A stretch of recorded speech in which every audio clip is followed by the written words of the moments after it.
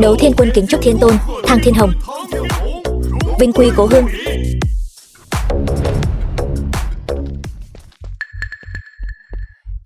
Đã dặn dạy bà bao nhiêu lần rồi mà vẫn không chịu nhớ. Để xem sau này tôi tính sổ với bà thế nào. Bà con, đại diện thôn Thang Gia Thôn kính bái Thiên Tôn. Trưởng thôn, đừng khách sáo như vậy. Một tuần sau là sinh nhật 50 tuổi của cha tôi. Lần này tôi trở về là muốn tạo cho họ một bất ngờ. Cậu là thằng bé nhà Thang Hải Thiên Hồng sao? Đúng vậy. Thật không may, em trai cậu Thang Kiều Thanh đã đưa cha cậu Thang Hải cùng em gái cậu Thang Gia Hân lên thành phố ở rồi. Vậy thì tốt quá. Không ngờ mấy năm tôi không ở nhà, điều kiện gia đình đã được cải thiện rồi. Hữu tướng quân Kỷ Vinh Thăng nghe lệnh. Thần có mặt. Ta lệnh cho ngươi mang theo Đấu Thiên Quân, chuẩn bị đầy đủ lễ vật mừng thọ, lấy đại hoang kiếm của ta làm tín vật, đi chúc thọ cha ta. Thần tuân lệnh.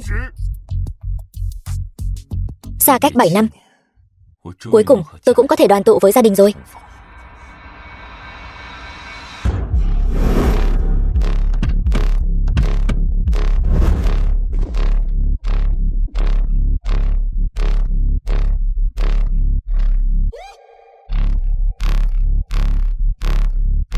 Nhà họ Thang nghe lệnh. Nhà họ Thang sao? Thang Kiều Thanh có mặt. Thiên Tôn có lệnh, lấy đại hoang kiếm này làm tín vật, toàn thể quan binh Đấu Thiên Quân sẽ mang theo trọng lễ. Sau 3 ngày nữa tham dự tiệc thọ của Thang lão gia. Đặc biệt thông báo, Thang Kiều Thanh tuân lệnh. Sứ mệnh đã hoàn thành, xin cáo lui.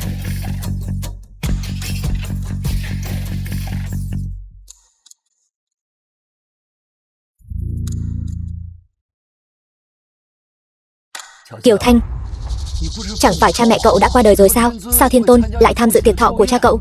Chẳng lẽ ông lão vừa nãy chính là cha anh?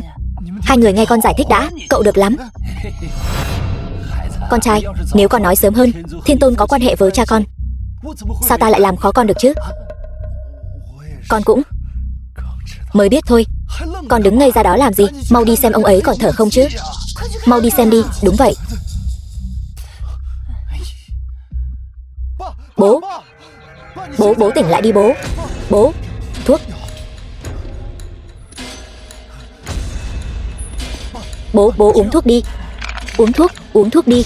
Bố uống đi. Xong rồi. Bố tôi mất mạng rồi, không tổ chức tiệc thọ được. Tôi phải giải thích với Thiên Tôn thế nào đây? Đáng tiếc quá. Bố 7 năm xa cách, con trai chưa kịp báo hiếu. Sau này có con ở đây, sẽ không để người phải chịu bất kỳ tủi nhục nào nữa.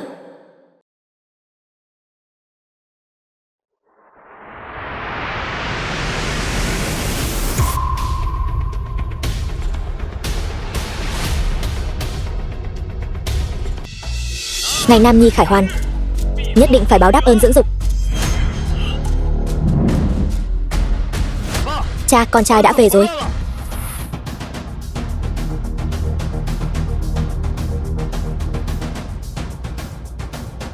Anh ấy là anh trai anh ấy đã về rồi. Khoan đã, đây là người anh trai 7 năm không gặp, Bạt Vô Âm Tín của anh, Thang Thiên Hồng sao? Anh ngốc sao? Bây giờ hắn ta quay về, rõ ràng là muốn tranh giành gia sản với anh đấy. Không thể nào. Anh ấy là vì cung cấp tiền cho hai anh em nhà anh đi học nên mới ra ngoài làm thuê. Anh ấy không phải là người sẽ tranh giành gia sản. 7 năm không gặp, sao anh biết hắn ta có thay đổi hay không?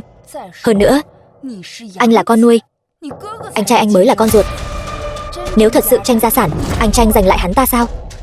Đúng vậy. Em trai, lâu rồi không gặp nhỉ? Cút ngay. Ai cho phép cái đầu bất hiếu nhà anh tham gia tiệc thọ này? Đây là em dâu Kiều Thanh. Có phải em đã lén lút nói xấu về anh với em dâu không? Kiều Thanh, tên này là ai? Hắn ta là Thang Thiên Hồng, là nghịch tử của nhà họ Thang chúng tôi. Kiều Thanh, 7 năm trước, hắn ta đã cuỗm hết gia sản của nhà họ Thang, bỏ nhà ra đi, sống sung sướng khắp nơi. Bạt Vô Âm Tín. Giờ đây nhà họ Thang chúng tôi may mắn được Thiên Tôn trọng dụng, khổ tận cam lai, hắn ta lại cứ như không có chuyện gì xảy ra, đến chúc thọ cha tôi. Hóa ra là một kẻ tiểu nhân A Du nịnh hót. Khi nhà họ Thang sa sút, cậu ở bên ngoài sống sung sướng. Khi gia đình thăng tiến, cậu lại muốn quay về chia phần. Thật là mặt dày vô liêm sỉ. Kiều Thanh, em nói linh tinh gì vậy? Anh rời nhà là để phụ giúp gia đình. 7 năm qua, học phí của em, chi tiêu trong nhà, tiền thuốc men của cha, khoản nào không phải do anh đưa. Anh nói bậy. Nhà họ Thang có được ngày hôm nay hoàn toàn nhờ vào sự cần cù, chăm chỉ của tôi, chứ có liên quan gì đến đứa con bất hiếu như anh. Kiều Thanh, không ngờ xa cách 7 năm, em đã hoàn toàn trở thành một kẻ chỉ biết đến lợi lộc, lòng tham che mờ mắt. Thôi vậy, lần trở về nhà này, anh cũng không phải đến vì em. Ba, người có ở đó không? Con trai đã về rồi. The film was translated and narrated by M Media. Thang Thiên Hồng, anh đứng lại. Anh không được gặp ba tôi. Tại sao? Ba vốn đã mang trọng bệnh. Lỡ như lại bị anh chọc tức mà xảy ra chuyện gì, thì phải làm sao đây? Đúng vậy, anh rời nhà 7 năm. Cha bị bệnh nặng, chỉ có tôi và em gái ở bên cạnh chăm sóc. Còn anh lại chẳng hề hay biết gì. Huống hồ hôm nay là đại thọ của cha. Các gia tộc hào môn ở Vân Thành đều mang lễ vật đến tham dự. Anh làm sao có thể mặt dày đến gặp người mà tay không tấc sắt. Rời nhà 7 năm, không thể làm tròn nghĩa vụ của một người con. Tôi cảm thấy rất hổ thẹn. Nhưng hôm nay tôi trở về chính là để bù đắp những tiếc nuối ngày xưa. Tôi muốn cha hưởng thụ hết thảy kỳ chân dị bảo trên đời, sống an nhàn đến cuối đời. Vào đi.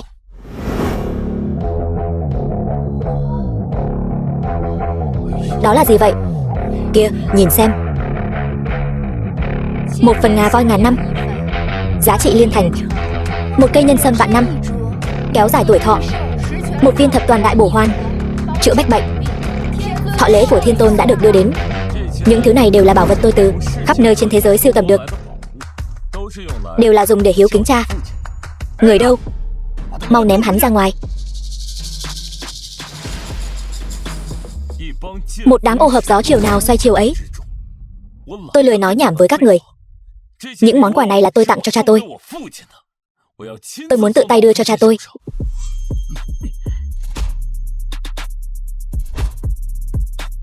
Ba, lễ vật con tặng, người có hài lòng không?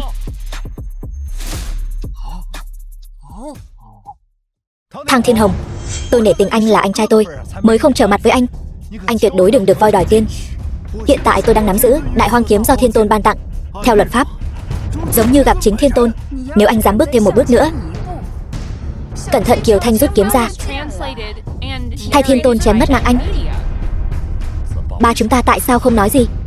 Người có phải đã xảy ra chuyện gì rồi không? Ý của ba chúng ta là gì? Anh không hiểu sao? Người không có gì để nói với anh cả. Mau cút đi. Nếu tôi có đứa con bất hiếu này, tôi cũng không nhận. Nếu tôi là Thang lão gia, đã sớm đoạn tuyệt quan hệ với nó rồi. Cút ngay đi. Bố, nếu bố giận con có thể hiểu. Chỉ cần bố mắng con một câu, con sẽ đi ngay lập tức. Con chỉ muốn gặp bố một lần thôi. Thang Thiên Hồng, anh không hiểu tiếng người sao? Tất cả mọi người ở đây đều muốn anh cút. Nếu anh còn không cút thì đừng trách tôi ra tay đấy. Bố, Thang Kiều Thanh, bố chúng ta bị sao vậy? Ném hắn ra ngoài cho tôi. Bố bớt giận đi. Vì đứa con bất hiếu này mà làm hỏng thân thể, không đáng đâu. Thang Kiều Thanh, rốt cuộc em đã làm gì? Buông tôi ra. Chuyện gì đang xảy ra vậy? Đại Hoang kiếm quý vị. Đại Hoang kiếm kìa. Chuyện gì đang xảy ra vậy? Chạy mau thôi.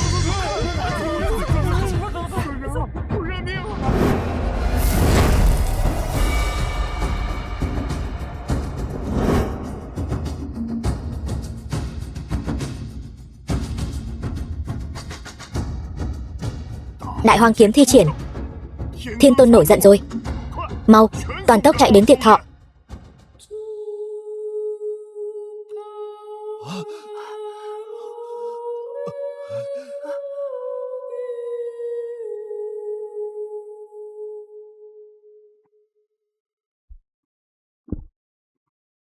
Hắn ta lại có thể điều khiển Đại Hoang kiếm.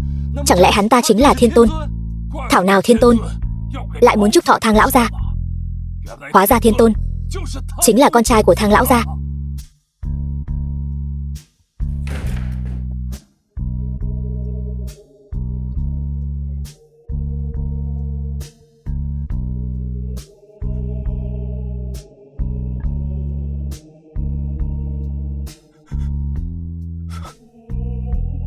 Bố,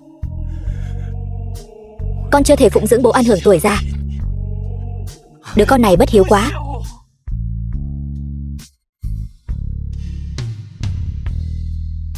Nghiệt chủng Thang Kiều Thanh, The film was có phải mày đã lấy mạng bố tao không? and narrated by M Media. Thang Kiều Thanh, sau tấm bình phong, tại sao lại là một thi thể? Thang lão gia được Thiên Tôn kính trọng như vậy, lại đột ngột mất mạng oan uổng. Chẳng lẽ là mày vì muốn nuốt trọn lợi ích của Thiên Tôn mà ngang nhiên lấy mạng cha sao? Không thể nào. Rõ ràng Thang Thiên Hồng chỉ là một kẻ làm công quèn ở biên giới, làm sao có thể là Thiên Tôn đứng trên vạn người được? Hắn ta chắc chắn đã dùng yêu thuật mới điều khiển được đại hoang kiếm của Thiên Tôn. Rõ ràng bố tôi cũng là vừa bị yêu thuật của hắn hại mất mạng. Mọi người tuyệt đối đừng tin hắn ta. Thang Kiều Thanh, cậu nghĩ mắt chúng tôi bị mù sao? Đại hoang kiếm trong tay, tinh vẫn giáp khoác lên người. Vị đại nhân này rõ ràng chính là Thiên Tôn. Cậu còn muốn lừa dối chúng tôi đến bao giờ nữa? Một lũ cỏ đầu tường có mắt như mù, còn dám tự xưng là quyền quý Vân Thành. Lam Vạn Thân, ông có ý gì? Chẳng lẽ nhà họ Lam các người cũng muốn đối đầu với Thiên Tôn sao? Chỉ dựa vào một thanh kiếm, một bộ giáp là có thể chứng minh hắn ta là Thiên Tôn sao? Nực cười. Thằng nhóc, cái trò che mắt của cậu chỉ lừa được đám ô hợp này thôi. Gặp phải nhà họ Lam chúng tôi, những người thực sự có bối cảnh đấu thiên quân, thì cậu tự nhận mình xui xẻo đi. Sao tôi lại không biết vị tướng lĩnh nào của đấu thiên quân mang họ Lam nhỉ? Cậu nghe rõ đây, trưởng tử nhà họ Lam ta, Lam Phương Sinh, chính là đội trưởng khu thị Châu Đông của đấu thiên quân. Ta đã nhận được tin tức đáng tin cậy. Hữu tướng quân Kỷ Vinh Thăng của đấu thiên quân đang trên đường đến. Thiên Tôn có thân phận chí tôn, ngay cả người thân tín của ngài ấy còn chưa tới. Bản thân ngài ấy làm sao có thể đích thân đến hiện trường chứ? Nói đúng lắm, Thiên Tôn đường đường là thống soái một quân, làm sao có thể một mình đến dự tiệc? Chuyện này nhất định có bẩn khúc. Nuôi dưỡng một đám ô hợp gió chiều nào che chiều ấy, tôi không rảnh rỗi mà làm trò hề với các người. Thang Kiều Thanh, cậu đã muốn che đậy sự thật, vậy ta xem như cậu đã ngầm thừa nhận. Cha ta coi cậu như con ruột, khổ cực nuôi dưỡng cậu khôn lớn. Không ngờ lại nuôi ra một con sói mắt trắng. Hôm nay ta sẽ thay trời hành đạo, chém mất mạng cậu. Khoan đã.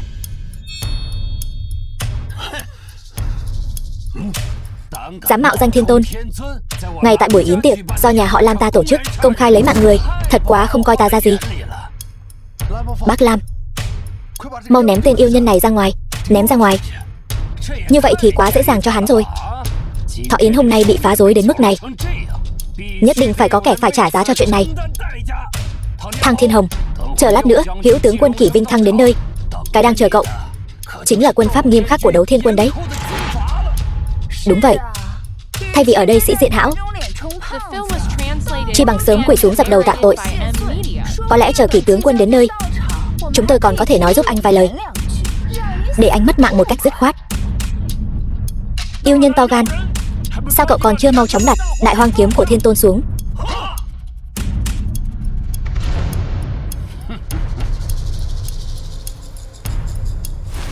Hôm nay ai dám cản ta, lấy mạng không tha. Đấu thiên quân có mặt, kẻ nào muốn gây rối hả?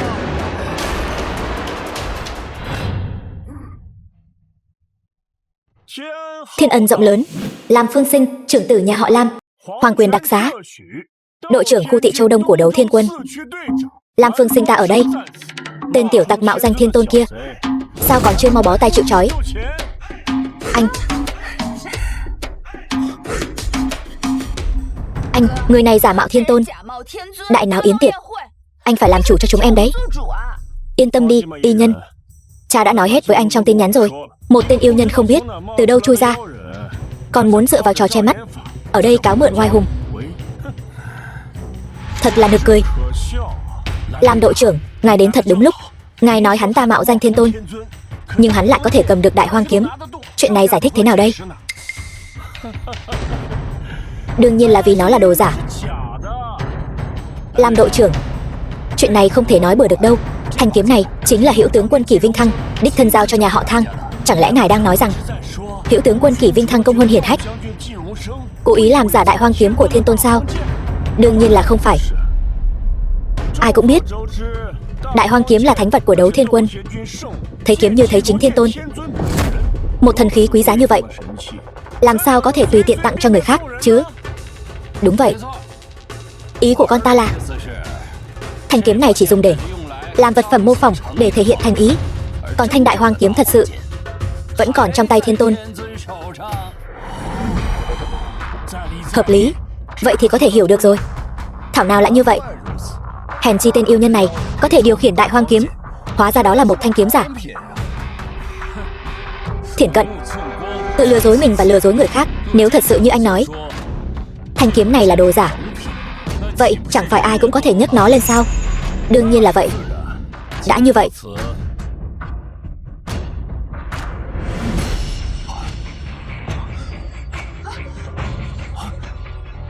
vậy thì anh hãy rút nó ra cho mọi người xem đi. Việc này có gì khó? Nhìn cho kỹ đây.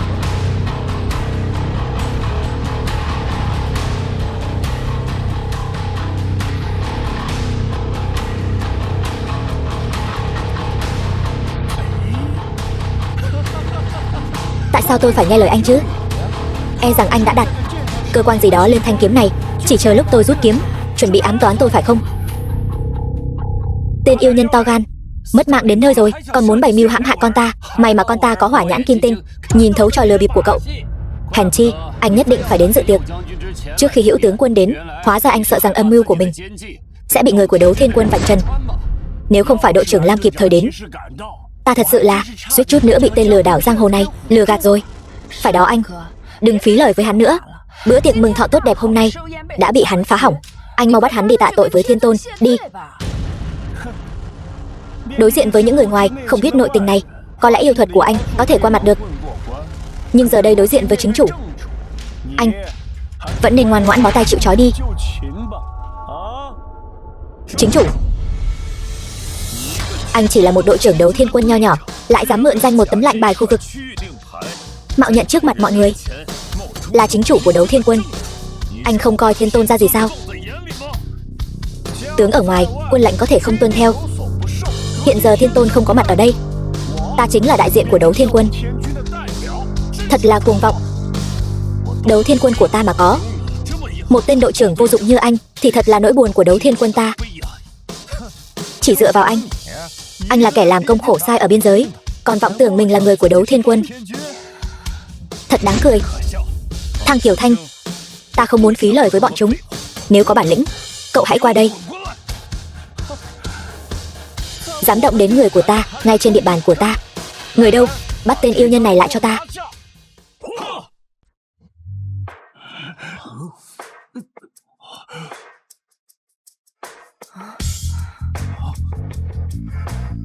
Cố chấp không thay đổi, cứng đầu ngu muội. Ta đối với những kẻ ếch ngồi đáy giếng như các người đã không còn kiên nhẫn nữa. Cút đi.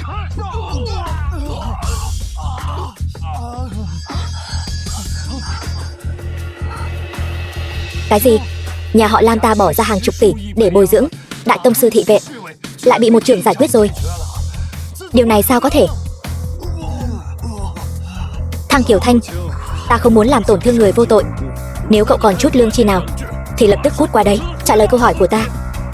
Ta hỏi cậu, cha ta có phải do cậu lấy mạng không? Còn em gái ta, Thang Gia Hân đâu rồi? Anh, cứu em với, anh. Hắn ta chính là nhắm vào em. Thiên Tôn đã nói rõ ràng là muốn chúc thọ cho cha em. Nếu cứu được em, Thiên Tôn nhất định sẽ trọng thưởng cho anh. Đúng vậy, anh. Yêu nhân này vừa lấy mạng Thang lão ra, bây giờ lại đến hại Kiều Thanh. Hắn ta rõ ràng là đang đối đầu với Thiên Tôn mà. Anh bắt giữ hắn ta, nhất định là đại công đấy. Đấu Thiên Quân nghe lệnh, bắt hắn ta lại cho ta.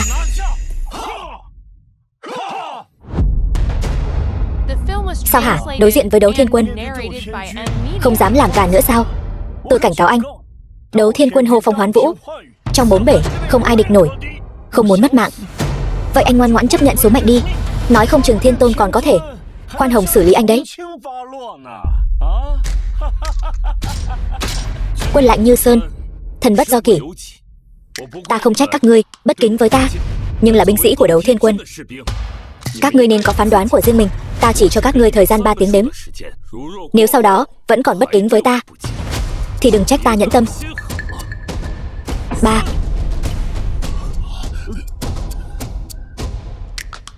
2 Còn đứng ngây ra đó làm gì?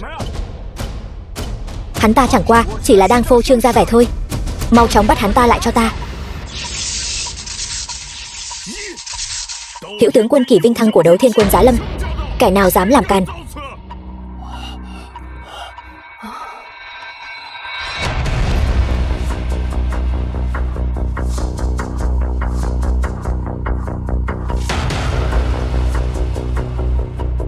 Tham kiến Hữu tướng quân. Đội trưởng khu Tị Đông Châu Đấu Thiên Quân Lam Phương Sinh. Tham kiến Hữu tướng quân. Bẩm báo Hữu tướng quân, người này dùng yêu thuật mạo danh Thiên Tôn, gây rối đại náo yến tiệc, không coi ai ra gì. Ngài nhất định phải minh xét tường tận, bắt giữ hắn ta về quy tội. Tham kiến Thiên Tôn, thuộc hạ đến chậm, xin Thiên Tôn thứ tội.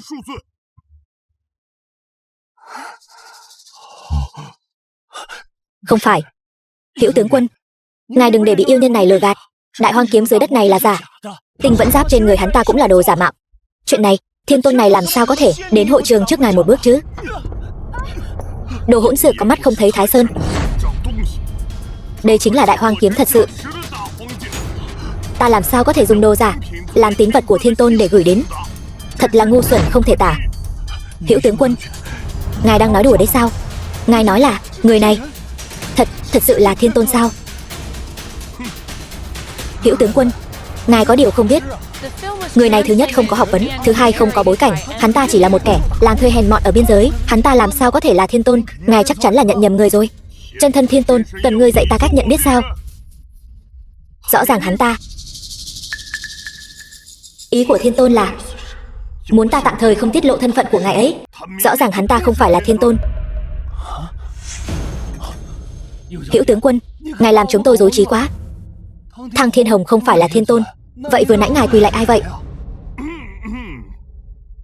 Tôi quỳ lạy là vì thanh đại hoang kiếm này. Thấy đại hoang kiếm như thấy Thiên Tôn. Chẳng lẽ các người không hiểu sao? Thì ra là vậy. Thăng Thiên Hồng quả nhiên không phải là Thiên Tôn.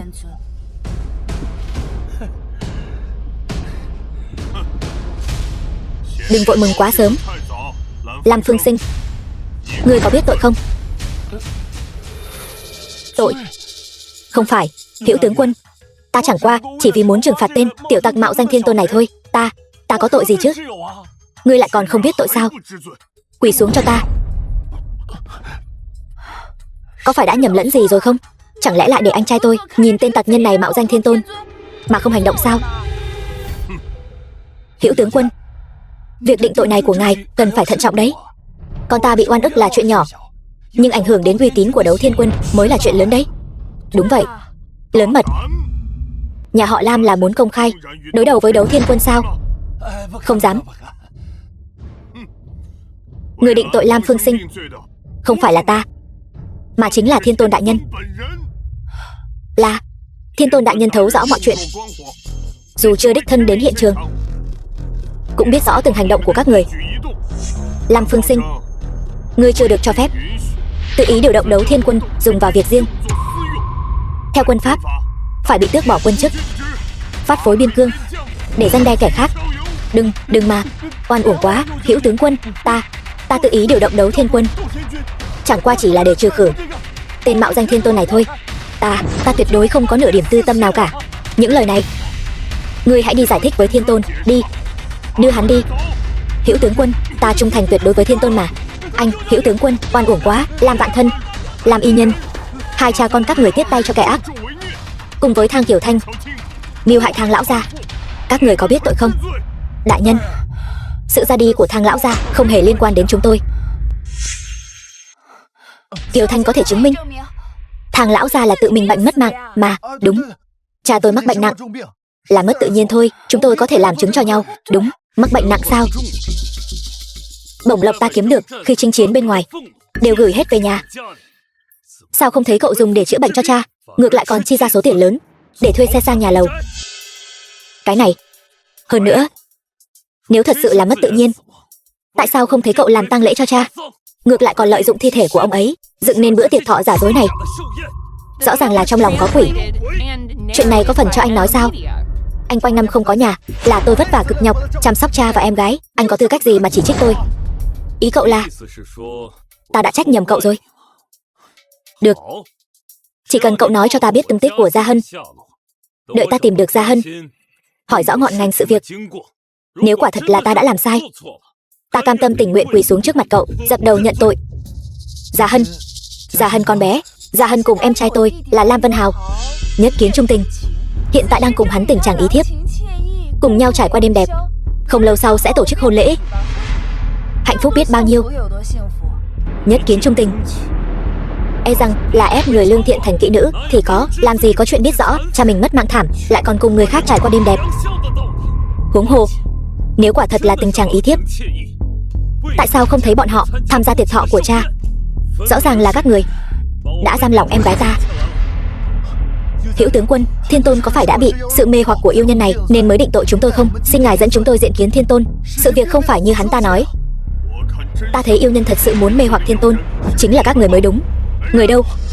Giải 3 người này đi giam giữ, mỗi người phạt 20 trượng, chờ lệnh sau. Tướng quân hãy suy nghĩ lại. Tướng quân, xin tha mạng, chúng tôi biết lỗi rồi. Khoan đã, Thang Kiều Thanh ở lại, ta còn có món nợ chưa tính xong với hắn.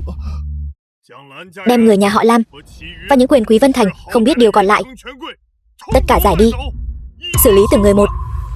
Đi thôi, đi mau. Hữu tướng quân, ngài không phân biệt trắng đen, nhà họ Lam tôi nhất định sẽ bẩm báo Thiên Tôn. Chuyện này chưa xong đâu, mau đi. Phái người đi điều tra tung tích em gái Gia Hân của ta.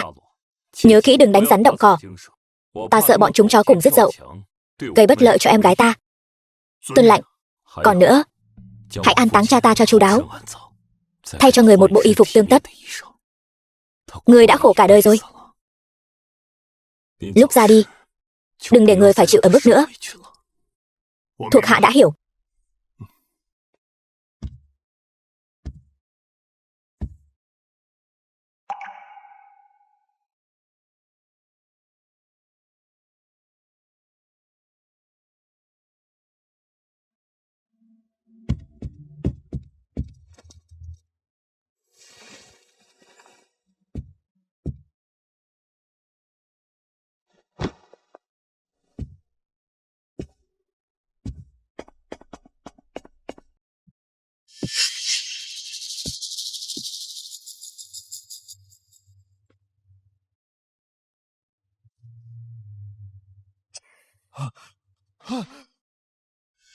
Rút ra Đại Hoang kiếm. Hữu tướng quân tự xưng là thuộc hạ. Anh thật sự là Thiên Tôn? Thang Kiều Thanh, bắt đầu từ bây giờ, ta hỏi một câu, cậu đáp một câu. Nếu vẫn còn nói dối liên tục thì đừng trách ta không niệm tình xưa nghĩa cũ. Hiểu rồi. Ta hỏi cậu, cha có phải do cậu lấy mạng không? Không phải. Cha thật sự là qua đời vì bệnh, vẫn còn nói dối. Không tin anh có thể khám nghiệm tử thi. Tôi thề với trời, cha thật sự là qua đời vì bệnh. Tôi đã biết Thiên Tôn đến tham dự tiệc mừng thọ của ông ấy, tôi còn lấy mạng ông ấy nữa. Chẳng phải như vậy là tôi cố ý đối đầu với Thiên Tôn sao? Thật sao? Thật đấy, cha đã một tay nuôi nấng tôi khôn lớn. Cho dù tôi có tệ bạc đến mấy đi nữa, tôi cũng không thể nào lấy mạng cha được. Đó là cái gì? Đây là thuốc tôi mua cho cha, tôi còn chưa kịp cho cha uống, cha đã phát bệnh qua đời rồi. Tôi tạm thời tin cậu không mưu hại cha, nhưng cậu giải thích thế nào về chuyện của Gia Hân và nhà họ Lam? Là con trai út nhà họ Lam, Lam Vân Hào, hắn ta bị dục vọng che mờ lý trí, đã để mắt đến Gia Hân. Nếu tôi không đồng ý, hắn sẽ không để chúng tôi yên ổn ở Vân Thành. Tôi không còn cách nào khác. Dù thế nào đi nữa, việc cậu không chăm sóc tốt cho cha và em gái là sự thật. Tôi thực sự không thể tha thứ cho cậu, nhưng tôi vẫn còn cơ hội chuộc tội. Anh nhất định phải tha thứ cho em biết mình sai rồi. Nếu em biết anh là Thiên Tôn, em đã không cần phải sợ nhà họ Lam gì cả. Anh muốn em chuộc tội bằng cách nào? Anh hãy nói cho em biết. Em tuyệt đối sẽ không từ chối. Chuyện đã qua không thể vãn hồi. Chuyện sắp tới vẫn còn có thể sửa đổi. Cha đã qua đời rồi, nhưng tuyệt đối không thể để bi kịch xảy ra với Gia Hân lần nữa. Vừa rồi anh cố ý không tiết lộ thân phận cho nhà họ Lam, là vì sợ nhà họ Lam cùng đường. Anh sẽ sắp xếp Kỷ Vinh Thăng cố ý thả hổ về rừng, để người nhà họ Lam tổ chức hôn lễ như thường lệ. Đến lúc đó, nhân lúc bọn họ lơ là cảnh giác, sẽ cứu Gia Hân ra.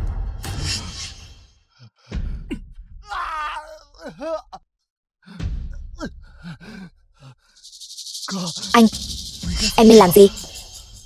Em hãy cầm Đại Hoang kiếm đến nhà họ Lam, nói với người nhà họ Lam rằng Thiên Tôn bản tôn đã đích thân đến. Anh đã đánh rơi Đại Hoang kiếm, hoảng loạn bỏ chạy. Thiên Tôn đã ban lệnh truy sát, ủy thác cho em mang theo Đại Hoang kiếm đến bắt giữ kẻ giả mạo là anh đây. Đến lúc đó sẽ có phần thưởng lớn.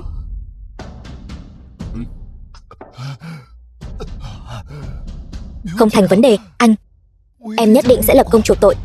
Còn nữa, anh sẽ tổ chức tang lễ cho cha, nhưng em không được phép tham dự. Anh và cha đều không muốn gặp lại em nữa. Em hiểu mà. Em đi ngay đây.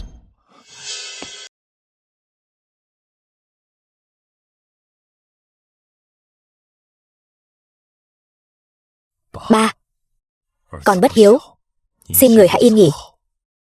Kiếp sau con sẽ phụng dưỡng người.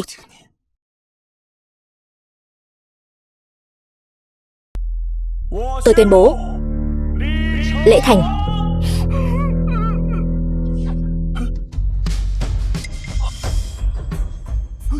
Đó là chạy mau. Đi thôi, đi mau. Thang Thiên Hồng, cậu, cái sao chổi này quả nhiên đã đến rồi. Thả em gái ta ra. Ta còn có thể để lại cho các ngươi một cái xác toàn thây. Lần trước nhà họ Lam ta đã có lòng tốt, tổ chức tiệc mừng thọ cho cha cậu. Cậu lại cố ý phá rối. Nhà họ Lam cưới em gái cậu, cậu lại còn muốn đến gây rối nữa. Cậu không muốn thấy người nhà mình được tốt sao? Bịt miệng, trói tay em gái ta, mà gọi là tốt cho nó sao? Vừa đánh vừa đá ép nó bái đường, mà gọi là tốt cho nó sao? Các ngươi, những kẻ lòng lang dạ sói này, cái gọi là quyền quý, câu kết với nhau, ngay cả sự thật rành trước mắt cũng làm ngơ sao? Sự thật sao? Sự thật là em gái anh, nếu có thể gả vào nhà họ Lam, sẽ có được vinh hoa phú quý hưởng không hết. Từ nay lột xác hoàn toàn, bước lên tầng lớp xã hội thượng lưu. Còn cái gọi là giải cứu em gái của anh, chẳng qua chỉ là khiến cô ta trở lại thành một người không có chỗ dựa, một cô gái quê không có tương lai mà thôi. Đúng vậy. Hơn nữa, đánh là thương, mắng là yêu. Nếu chúng tôi không coi cô ta là người nhà, làm sao có thể chăm sóc cô ta chu đáo như vậy chứ? Toàn là lời nói bậy bạ. Kiều Thanh, em cũng nghĩ như vậy sao? Trong hôn lễ, em giả vờ bắt cóc Gia Hân uy hiếp anh, rồi anh giả vờ đầu hàng, khiến người nhà họ Lam mất cảnh giác. Sau đó em sẽ đưa Gia Hân bỏ trốn. Chỉ cần em và Gia Hân an toàn, anh sẽ không còn lo lắng gì nữa. Rõ. Chờ Thang Thiên Hồng đầu hàng xong, chẳng phải tôi có thể dễ dàng bắt được hắn sao? Tên tiểu nhân này suýt chút nữa đã lừa được tôi, đã đắc tội với nhà họ Lam. Vinh hoa phú quý của tôi tuyệt đối không thể để hắn phá hỏng. Thang Thiên Hồng, lần trước tôi kính trọng anh là anh của tôi nên mới không làm mọi chuyện quá khó coi, nhưng anh vẫn không chịu buông tha, muốn phá hỏng chuyện tốt của tôi và Gia Hân. Em thả Gia Hân ra, anh đừng qua đây. Nếu còn tiến lại gần một bước nữa, tôi sẽ lấy mạng Gia Hân rồi tự quyên sinh, không giàu sang phú quý, thả mất mạng còn hơn. Được. Em đừng kích động. Anh lập tức quỳ xuống và ngoan ngoãn đầu hàng cho tôi.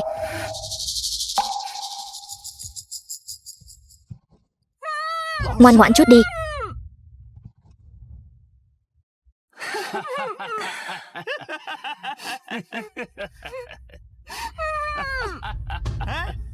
Đây chính là người mà các ngươi nói là Thang Thiên Hồng trong tiệc mừng thọ của Thang lão gia, nổi bật không ai sánh bằng sao? Ta còn tưởng là một nhân vật lớn cỡ nào chứ, không ngờ chẳng qua chỉ là một kẻ hữu dũng vô mưu, tên ngu xuẩn mà thôi. Anh thật sự nghĩ rằng một mình anh có thể gây rối nhà họ Lam ta một lần, lại còn có thể gây rối nhà họ Lam ta lần thứ hai sao? Đúng là nằm mơ giữa ban ngày.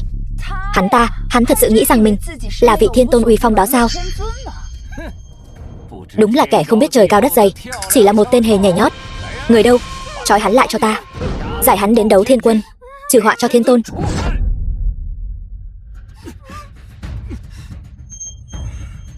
Sự chú ý của thị vệ nhà họ Lam bây giờ hoàn toàn đổ dồn vào ta. Cơ hội tốt, Kiều Thanh, chính là lúc này. Đưa ra Hân đi mau.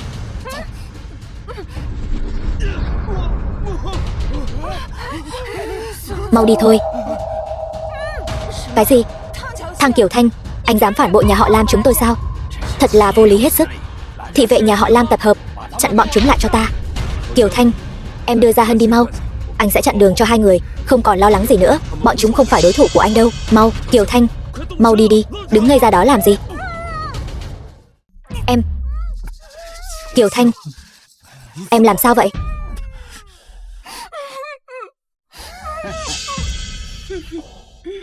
Anh, kế hoạch của anh quả thực rất hay. Tôi suýt chút nữa đã thực sự tin rằng anh chính là Thiên Tôn rồi. Đáng tiếc thay, nhà họ Lam đã mời được một đại nhân vật thực sự của Đấu Thiên Quân đến, và hắn ta đã nhìn thấu quỷ kế của anh.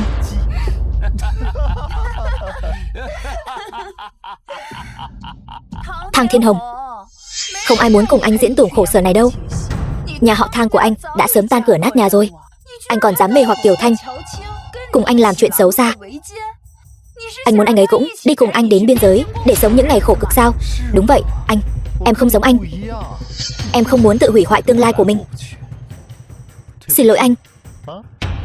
Thang Kiều Thanh, anh xem em như tay chân ruột thịt, cam tâm tình nguyện bỏ qua mọi lỗi lầm, mong em quay đầu là bờ. Không ngờ rằng em lại vì một chút lợi lộc nhỏ nhoi mà bán đứng người thân. Em quả thực hết thuốc chữa rồi. Tôi khinh. Tôi hết thuốc chữa sao? Nếu không phải Thăng Hải gia cảnh nghèo túng còn cố chấp thu nhận tôi vốn dĩ có thể có nơi tốt hơn để đến. Biết đâu gia đình phú hào nào đó thiếu con sẽ nhận nuôi tôi. Tôi đã sớm là người thừa kế của hào môn rồi. Tôi chẳng qua chỉ là lựa chọn con đường mà lẽ ra tôi phải đi. Không thể trách tôi được. Đúng là chó không thể bỏ được thói ăn phân. Tôi niệm tình anh em giữa chúng ta, còn muốn giữ lại cho cậu một mạng. Nhưng nếu cậu không biết hối cải thì đừng trách tôi nhẫn tâm.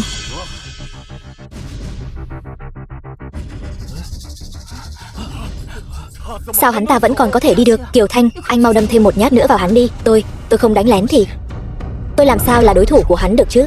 Yêu nhân to gan. Đấu Thiên Quân đã đến, còn không mau bó tay chịu trói.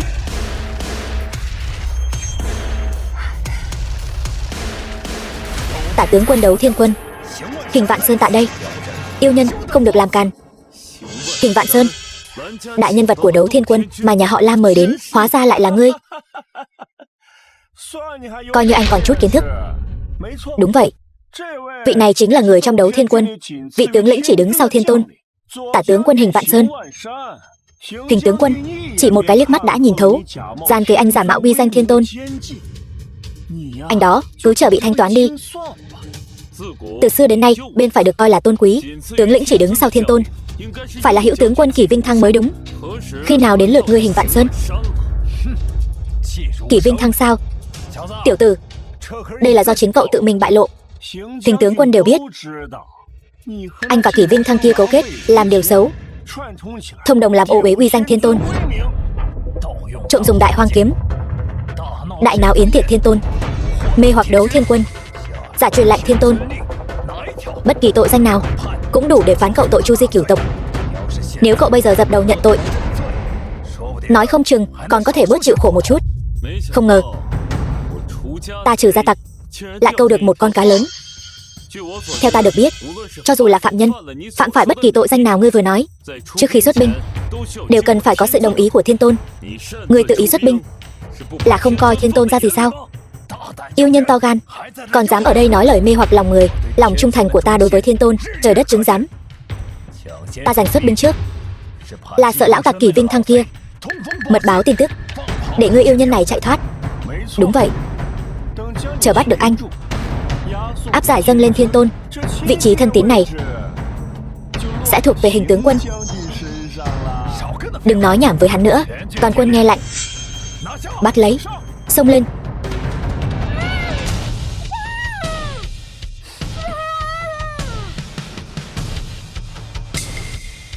Ta đối với đám ô hợp các ngươi đã mất hết kiên nhẫn rồi. Tất cả nghe rõ đây, ta chính là người san bằng vũ trụ, vô địch bốn bể, thủ lĩnh Đấu Thiên Quân, Thiên Tôn.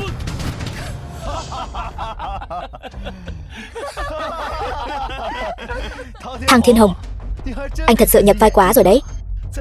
Trước mặt tả tướng quân Hình Vạn Sơn, anh còn dám mạo danh Thiên Tôn. Anh có phải là chê cái đầu đặt trên vai quá nặng rồi không? Kiều Thanh, anh trai anh thật đáng thương nha. Mất mạng đến nơi rồi, lại bắt đầu dùng ảo tưởng để tự trấn an mình. Thiên Tôn ở trong quân, quả thật hành sự bí mật. Ngay cả ta cũng chỉ từng thấy bóng lưng của ngài ấy. Nhưng nhân vật như Thiên Tôn, cho dù chưa từng thấy mặt thật của ngài ấy, cũng không phải là loại tiểu tốt như ngươi có thể tùy tiện mạo danh được. Đúng vậy, Kình tướng quân, người này đại nghịch bất đạo. Ta đề nghị trước tiên lấy lưỡi hắn, để chút giận thay Thiên Tôn. Một lũ có mắt không tròng, hạng người tầm thường. Xem ra các ngươi là chưa thấy quan tài chưa đổ lệ. Đại Hoang Kiếm, quý vị.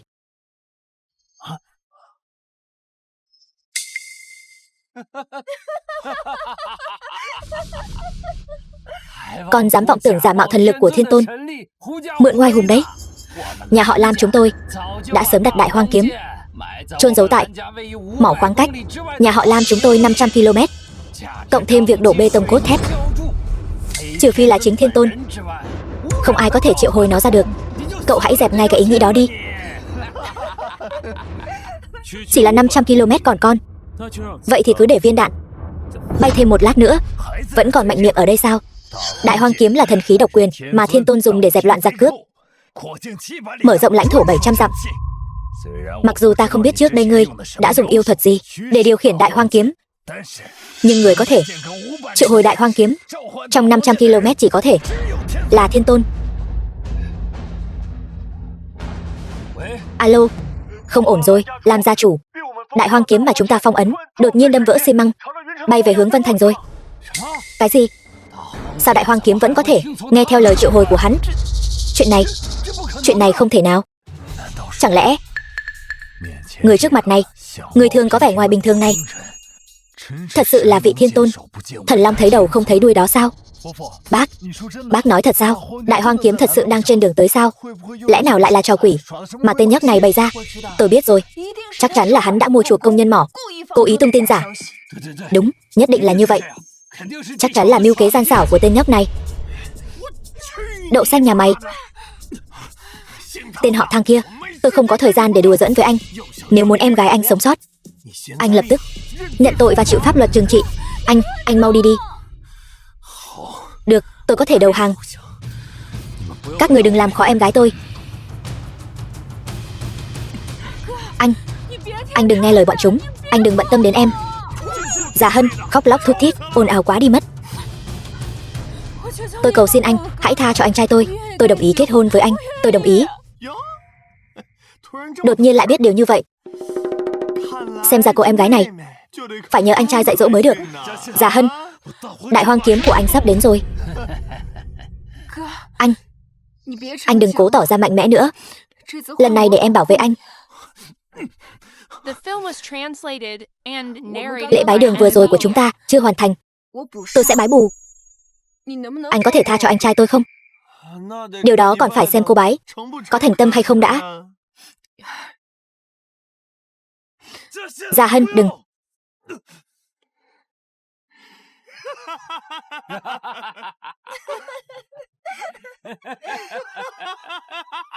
Đừng.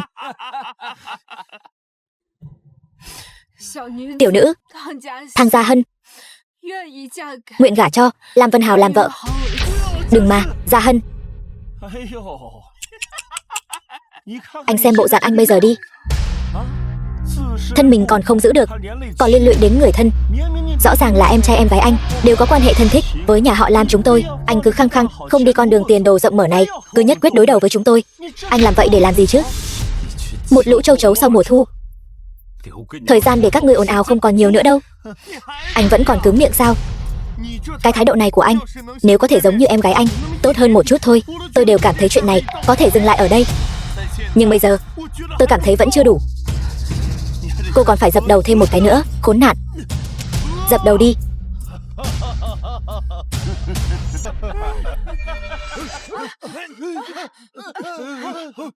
Chuyện gì đang xảy ra vậy? Ba, người mau xem điện thoại đi. Có vật thể bay không xác định đang nhanh chóng tiếp cận Vân Thành. Xin quý vị công dân đừng ra ngoài. Vật thể bay không xác định. Chẳng lẽ là Đại Hoang Kiếm? Nói như vậy, Thăng Thiên Hồng thật sự đã triệu hồi Đại Hoang Kiếm. Không phải nói chỉ có Thiên Tôn mới có thể triệu hồi Đại Hoang Kiếm từ khoảng cách xa như vậy sao? Các người sắp mất mạng đến nơi rồi. Mau chóng đầu hàng đi, ta có thể tha mạng cho các ngươi. Kình tướng quân, ngài thật sự có thể xác định thằng nhóc này không phải là Thiên Tôn sao? Nhà họ Lam là gia tộc cao quý đứng đầu Vân Thành. Ta còn tưởng các ngươi hiểu biết nhiều lắm. Không ngờ cũng chỉ là một lũ chim sợ cành cong. Bị tên yêu nhân này lừa gạt lâu như vậy, lại còn tin vào trò hề của hắn. Rõ ràng đây chính là đồng bọn của hắn đang che đậy cho hắn. Kình tướng quân, xin thứ lỗi cho ta mạo muội, thằng nhóc này lắm mưu nhiều kế. Ta đề nghị xử tử hắn ngay tại chỗ, để tránh đêm dài lắm mộng. Xử tử ngay tại chỗ. Chỉ dựa vào hình Vạn Sơn, hắn ta cũng xứng sao? Cho dù Thiên Tôn xử tử phạm nhân, cũng cần phải đi theo con đường chính đáng. Kẻ tiểu nhân coi chức quan như mạng sống, như hắn ta, làm sao có thể mạo hiểm tiền đồ của mình chứ? Loại yêu nhân tội ác tày trời như ngươi, coi trời bằng vung. Ta có chém trước tấu sau thì đã sao? Hành động theo cảm tính, chà đạp luật pháp, đây chính là lý do ngươi không được trọng dụng. Ngươi còn dám la lối sao? Tốt, ta sẽ tiễn ngươi lên đường ngay đây. Dừng tay. Hữu tướng quân Kỷ Vinh Thăng đến hộ giá. Hình Vạn Sơn, ngươi thật to gan, dám trói buộc Thiên Tôn, lại còn rút đao kiếm chĩa vào người. Hình Vạn Sơn, đầu ngươi không muốn giữ nữa sao? Thuộc hạ đến cứu giá chậm trễ, xin Thiên Tôn thứ tội. Thiên Tôn. Kỷ tướng quân, trong buổi tiệc mừng thọ lần trước, chẳng phải ngài đã quả quyết nói rằng Thăng Thiên Hồng không phải là Thiên Tôn sao? Đó là Thiên Tôn đại nhân, không muốn quá sớm bại lộ thân phận, đánh rắn động cỏ. Nếu không làm sao có thể dẫn dụ được đám con sâu làm dầu nồi canh như các ngươi ra, đặc biệt là ngươi. Hình Vạn Sơn, Thiên Tôn đối xử với ngươi không tệ, ngươi không lo lập công lớn báo đáp Thiên Tôn, lại còn không phân biệt phải trái, cấu kết với đám gian nhân này, mưu toan ám hại Thiên Tôn. Ngươi đáng tội gì? Đừng ở đó mà hoanh hoang, cáo mượn oai hùng nữa. Hình tướng quân đã nhìn thấu âm mưu của các ngươi rồi. Kỷ Vinh Thăng, ngươi dựa vào việc người khác không biết khuôn mặt thật của Thiên Tôn, tùy tiện tìm một kẻ tiện dân giả mạo Thiên Tôn, hòng mưu đồ thao túng Thiên Tôn. Đáng tiếc thay, ta đã sớm nhìn thấu âm mưu mượn danh thiên tử để ra lệnh cho chư hầu của ngươi. Bây giờ ngươi quỳ xuống nhận tội, ta còn có thể nể tình.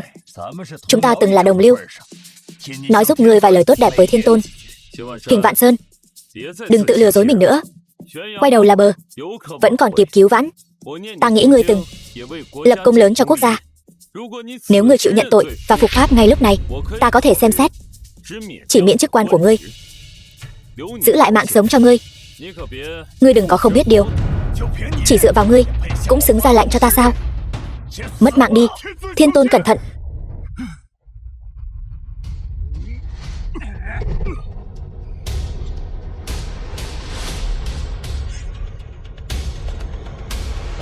Lão già, người diễn kịch cũng thật là trọn vẹn đấy.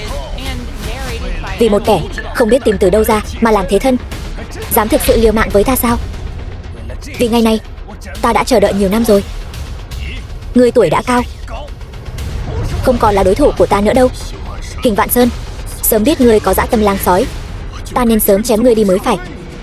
Hôm nay ta chỉ cần còn một hơi thở, ngươi đừng hòng động đến Thiên Tôn dù chỉ nửa bước. Nếu hắn ta thật sự là Thiên Tôn, còn cần ngươi ra ứng chiến sao? Ta thấy là hai người các ngươi diễn kịch không nổi nữa rồi phải không? Đúng vậy, Thiên Tôn thật sự làm sao có thể bị một kẻ thường dân như ta đâm bị thương? Kẻ vô dụng như Thăng Thiên Hồng giả mạo Thiên Tôn chính là sự sỉ nhục lớn nhất đối với Thiên Tôn. Ta coi cậu như em trai nên không đề phòng, lại bị cậu hiểu thành kẻ vô dụng. Thăng Kiều Thanh, ta hy vọng lát nữa khi cậu cầu xin tha thứ, tuyệt đối đừng lấy tình thân ra để biện minh nữa. Thăng Kiều Thanh, đồ vong ơn bội nghĩa nhà anh, tôi tin anh trai tôi là Thiên Tôn, anh cứ trở xuống địa ngục mà chuộc tội với cha đi. Cô cầm miệng đi. Thăng Thiên Hồng, anh đã không biết điều, vậy thì cứ chờ đi nhặt xác em gái anh đi, anh đã không còn thời gian nữa rồi. Cái này, Đại Hoang Kiếm, đây chẳng lẽ thật sự là Đại Hoang Kiếm sao? Làm sao có thể, ngoại trừ chính Thiên Tôn làm sao còn có người có thể triệu hồi Đại Hoang Kiếm từ ngàn dặm xa xôi? Thăng Thiên Hồng hắn sẽ không thật sự là thiên tôn chứ? Kình tướng quân, rốt cuộc là chuyện gì vậy? Ngài không phải nói vật thể bay trên tin tức kia là trò bịp của đồng bọn Thăng Thiên Hồng sao? Sao Đại Hoang Kiếm này lại thật sự bay tới rồi? Đừng hoảng, trùng hợp, nhất định là trùng hợp. Đại Hoang Kiếm này nhất định là giả, bằng không chính là Thăng Thiên Hồng đã mê hoặc thiên tôn, để thiên tôn triệu hồi thay hắn. Tóm lại, Thăng Thiên Hồng không thể nào là thiên tôn. Ách ngồi đáy giếng nhìn thấy vũ trụ bao la, cuối cùng cũng phải tâm như hến rồi sao? Hình Vạn Sơn, ngươi cũng từng theo thiên tôn chinh chiến xa trường. Sự thật giả của Đại Hoang Kiếm này chắc hẳn ngươi là người rõ nhất. Lúc này ngươi còn muốn che mắt bằng một chiếc lá, tự lừa dối mình sao? Kình tướng quân, ngài nói gì đi chứ? Ngài không phải là ngầm thừa nhận lời hắn nói đấy chứ? Hắn không có học vấn, cũng không có tài cán gì, chỉ là một tiện dân, làm sao hắn có thể là thiên tôn được? Quả thật đó là Đại Hoang Kiếm thật, không thể giả được. Thăng Thiên Hồng lại thật sự là thiên tôn. Chuyện đã đến nước này, ta còn đường lui nào nữa chứ? Chi bằng thuận nước đẩy thuyền, làm liều tới cùng. Lỡ như có thể lấy mạng được hắn, ta chưa chắc không thể thay thế hắn. Trên trán thiên tôn có một nốt ruồi đen. Nếu như ngươi có thể cho ta đến gần xem một chút, ta sẽ có thể xác định rốt cuộc ngươi có phải là thiên tôn hay không.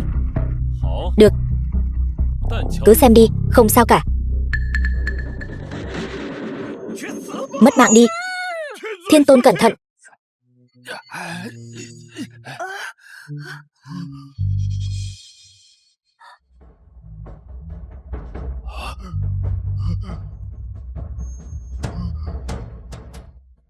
Kiến càng lay cây, không biết tự lượng sức mình.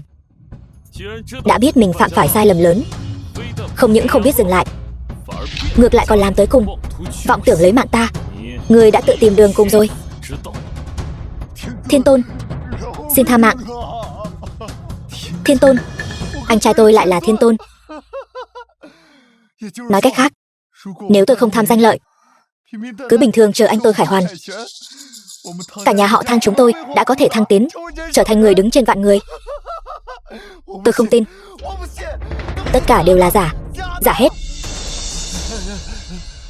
Nhà họ Lam ta dốc hết tài nguyên, cũng chỉ có thể miễn cưỡng sinh được cho con trai ta chức vị đội trưởng Đấu Thiên Quân.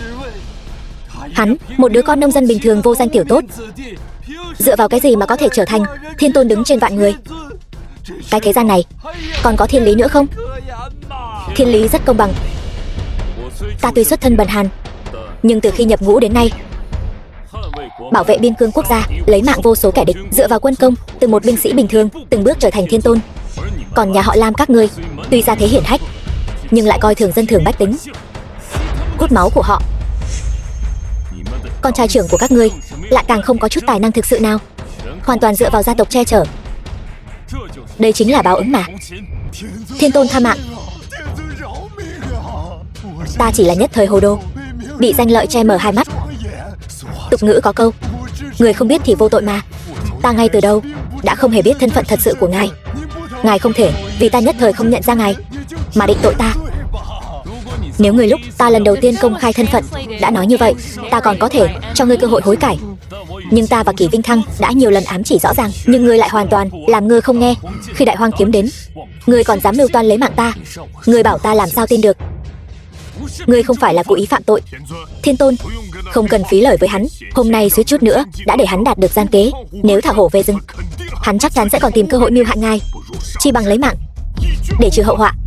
Thiên tôn, ngài tuyệt đối không được nghe lời hắn. Hắn đang giăng bẫy để loại trừ người khác. Nếu ngài lấy mạng ta, sẽ không còn ai kiềm chế hắn nữa. Hắn cũng sớm muộn gì sẽ mưu hại ngài. Ngươi vừa nói hắn sớm muộn gì cũng sẽ mưu hại ta. Nói như vậy, ngươi thừa nhận bản thân có ý định soán ngôi rồi phải không? Không.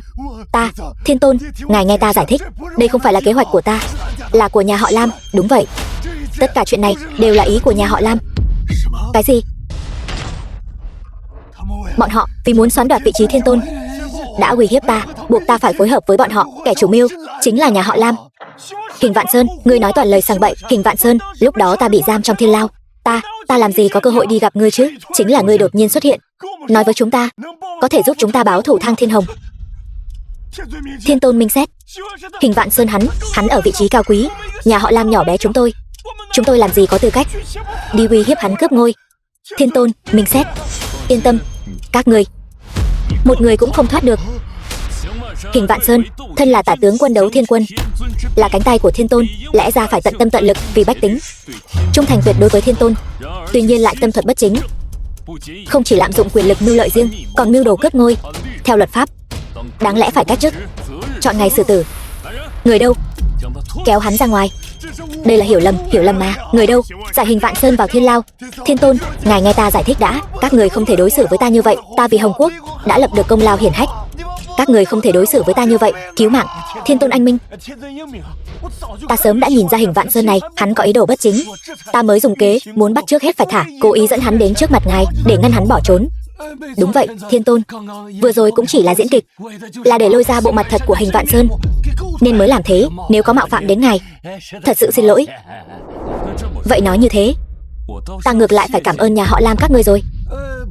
Không cần đâu. Việc loại bỏ nội gián cho đấu thiên quân, đây là điều nhà họ Lam chúng tôi nên làm. Nếu Thiên Tôn thật sự cảm thấy áy náy, chỉ cần cho công tử nhà tôi khôi phục chức quan là được. Đúng. Các người thật sự nghĩ rằng ta là kẻ ngốc dễ lừa gạt sao? Không dám. Hãm hại cha ta, bắt cóc em gái ta, còn công khai sỉ nhục ta. Nhà họ Lam các ngươi làm đủ mọi chuyện xấu xa. Sự việc đến nước này, lại muốn dựa vào một câu diễn kịch là có thể qua mặt sao? Kỷ Vinh Thăng có mặt, kéo hai cha con này ra ngoài, phế hai chân, đẩy đến biên cương. Chúng không phải khinh thường người tầng lớp thấp sao? Vậy thì hãy để chúng nếm trải cuộc sống của người tầng lớp thấp. Bắt lấy, rõ. Thiên Tôn, oan uổng quá. Cơ nghiệp trăm năm của nhà ta hủy trong chốc lát. Đừng nhúc nhích. Anh tưởng anh thật sự thắng rồi sao? Thiên Tôn thì đã sao?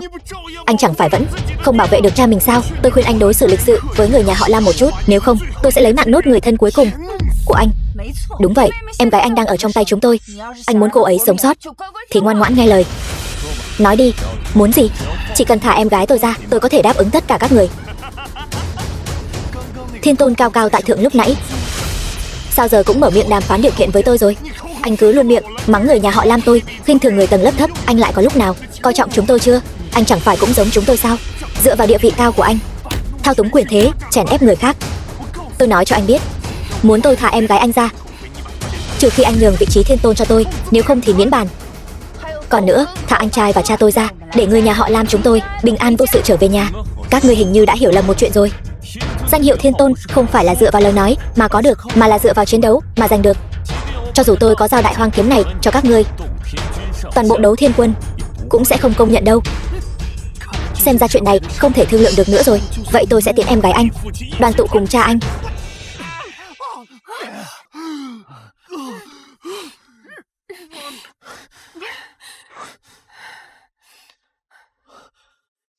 Em gái, em không sao chứ? Anh, em cứ tưởng sẽ không bao giờ gặp lại anh nữa. Không sao rồi. Kỷ Vinh Thăng có mặt, sắp xếp người đưa em gái ta đến bệnh viện kiểm tra một chút. Có bất kỳ vấn đề gì nhớ báo lại cho ta. Rõ. Đi đi. Thăng Kiều Thanh, anh chẳng qua chỉ là một con chó của nhà họ Lam tôi, vậy mà dám đâm tôi. Anh mới là chó. Tôi là thứ tử của nhà họ Thăng, là em trai của Thiên Tôn. Nhà họ Lam các người coi thường mạng người, không xem phương pháp ra gì. Tôi đã nhịn anh lâu lắm rồi. Hôm nay tôi sẽ thay trời hành đạo, tiêu diệt lũ sâu mọt Vân Thành các người.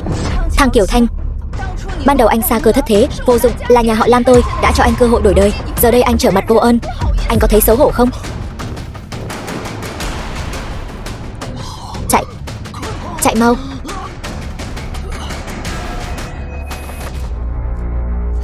Thiên Tôn, người nhà họ Lam của tôi cũng bị ngài bắt rồi, gia sản cũng bị ngài niêm phong rồi. Tôi chỉ là một nữ nhân yếu đuối, xin ngài tha cho tôi đi. Ngài xem, tôi cũng bị đâm một nhát rồi. Chuyện này cứ thế bỏ qua đi. Ngài mà làm khó tôi nữa, cái mạng này của tôi có lẽ sẽ phải bỏ lại đây. Muốn mất mạng cũng không dễ dàng như vậy đâu. Đưa Lam Vân Hào đến bệnh viện, giữ mạng hắn lại rồi sau này sẽ thẩm vấn kỹ lưỡng. Lam y nhân cũng phế chân, để cô ta bầu bạn cùng với cha cô ta đi. Thiên Tôn, xin Thiên Tôn tha mạng. Anh làm vậy hả? Hê quá. Cậu còn dám gọi tôi là anh sao? Anh đang làm gì vậy? Vừa nãy em chỉ đang lừa nhà họ Lam thôi. Kế hoạch của chúng ta vẫn hoàn thành suôn sẻ. Điều này đều nằm trong kế hoạch của em. Ngay cả nhát dao cậu đâm tôi cũng nằm trong kế hoạch của cậu sao? Tất nhiên rồi. Anh là Thiên Tôn cơ mà. Một vết thương nhỏ do dao chắc chắn không thể làm gì được anh. Hơn nữa nếu em diễn kịch mà không diễn trọn vẹn, nhà họ Lam sao dễ dàng tin tưởng em được. Và lại cuối cùng là em đã cứu Gia Hân. Em đã lập công chuộc tội rồi. Anh, xin anh đấy, anh tha cho em đi. Hèn chi cậu lại có thể hòa hợp với người nhà họ Lam. Cái tài năng ngụy biện đường hoàng của các người thật sự là giống nhau như đúc. Tuy nhiên cậu quả thực đã cứu Gia Hân. Không sai, tôi có thể cho cậu một cơ hội. Cảm ơn anh. Vào đi. Bài vị của Thăng Hải.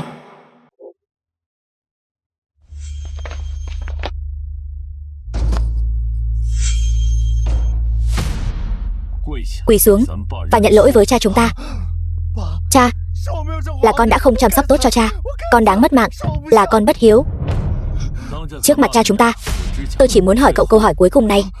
Chỉ cần cậu trả lời thành thật, bất kể câu trả lời là gì, tôi đều có thể tha cho cậu một mạng.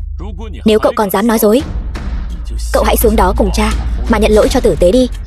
Em đảm bảo sẽ trả lời đúng sự thật. Cha chúng ta rốt cuộc đã mất mạng như thế nào? Cha mất mạng vì bệnh là thật, nhưng chuyện tôi có thuốc mà lại thấy mất mạng không cứu, có nên nói cho Thang Thiên Hồng biết không? Lỡ như sau khi anh ấy biết sự thật, anh ấy đổi ý thì sao? Không được, không thể nói sự thật. Anh phải tin em chứ. Cha chúng ta thực sự qua đời vì bệnh tái phát, thật sự không liên quan gì đến em cả. Bẩm báo Thiên Tôn, báo cáo khám nghiệm tử thi của cha ngài đã có rồi. Quả thực là qua đời do bệnh tái phát, đúng không? Anh xem, bằng chứng rõ ràng như núi. Giờ thì anh không còn nghi ngờ em nữa chứ? Tôi hỏi cậu lần cuối cùng, sự ra đi của cha chúng ta thật sự không liên quan gì đến cậu sao? Tất nhiên rồi. Em xin thề với trời, cha mình tuyệt đối không phải do em hại. Nếu là do em hại, em ra ngoài bị xe tông mất mạng. Cho dù không mất mạng, em cũng cam chịu sự xử lý của anh. Em không hề oán than một lời nào. Được, vậy thì tôi yên tâm rồi. Đi thôi, về nhà thôi. Được. Đồ ngu xuẩn, lại tin dễ dàng như vậy. Đợi khi ta ổn định, sớm muộn gì cũng tìm cơ hội lấy mạng ngươi, độc chiếm vinh hoa phú quý. Vừa hay, ta có một món quà nhỏ muốn tặng cậu đây. Cậu xem thử đi. Quà gì vậy? Sao anh lại khách sáo thế? Anh, quà gì cơ? Kiều Thanh, vì đã bị phát hiện rồi. Vậy chúng ta hãy thẳng thắn công khai, nói chuyện với người nhà họ Lam một chút đi. Cậu có lẽ không để ý, căn biệt thự xa hoa mà cậu thuê đó có máy quay giám sát bên trong. Anh, không phải như vậy. Anh nghe em giải thích đã. Còn gì để giải thích nữa sao? Bán đứng em gái mình, trơ mắt nhìn cha mình phát bệnh mà mất mạng, có thể làm ra chuyện như vậy. Cậu quả thực còn không bằng cầm thú. Anh, em nhất thời bị ma quỷ ám ảnh. Anh tha thứ cho em thêm một cơ hội nữa. Tôi đã cho cậu đủ cơ hội rồi. Là tự cậu không biết hối cải. Tôi đối với cậu đã không còn gì để nói nữa. Kỷ Vinh Thăng, giải hắn vào thiên lao giam giữ, chờ lệnh xử trảm. Anh không thể lấy mạng em. Em là em trai của anh mà. Kể từ ngày cậu không nhận tôi,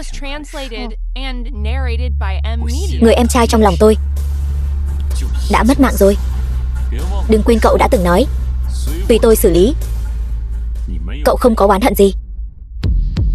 Không, tôi không thể mất mạng. Đuổi theo hắn, rõ. Đám tang của Thăng Hải.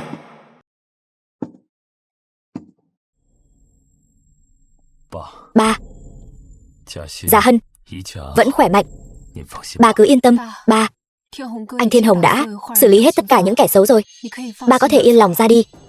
Từ nay về sau, con và Gia Hân đều sẽ sống tốt. Gia đình chúng ta cuối cùng cũng có thể đoàn tụ rồi.